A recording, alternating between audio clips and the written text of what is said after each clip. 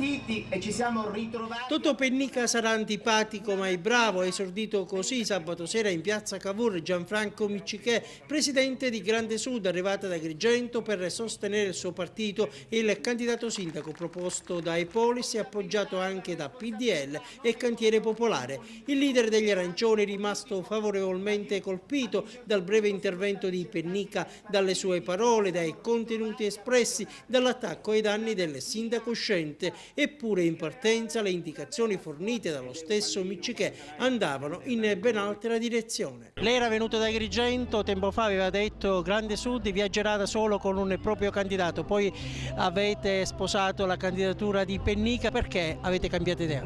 Ma guardi, abbiamo in tantissimi comuni in Italia abbiamo candidato un sindaco con il nostro simbolo e basta. Poi cosa vuole?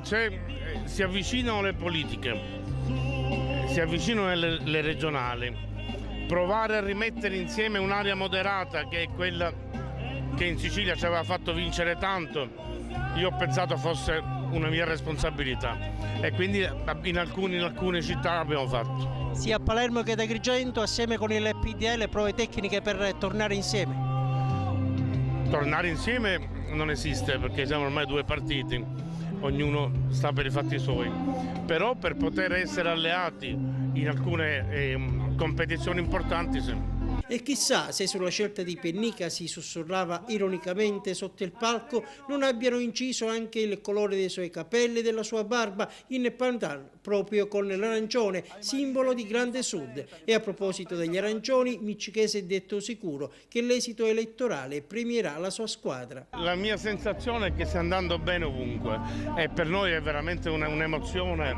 Io non so se quel giorno lì morirò di felicità o di arrabbiamento, ma sono più convinto di felicità il giorno 7, perché veramente ovunque troviamo una marea di gente, vediamo che gli altri partiti fanno fatica a comunicare con le persone e noi invece troviamo sempre una marea di gente, quindi sono molto contento e molto soddisfatto. E sul palco, sotto l'attento e soddisfatto sguardo di Michele Cimino, sono saliti i 30 candidati in corsa per il Consiglio Comunale, una grande squadra, ha sottolineato il vicepresidente nazionale di Grande Sud, uomini e donne animati da passione ed entusiasmo.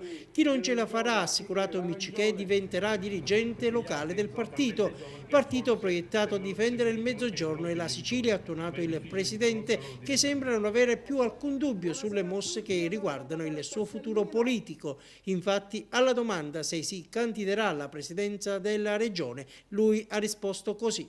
Sono sicuro e spero di riuscire ad aggregare un'area che è quella, ripeto, del centrodestra, che mi piacerebbe poter riunire tutta, sarei molto contento. Dopodiché vediamo gli altri partiti che dicono, non dipende da me. Alla regione si andrà alle urne a ottobre?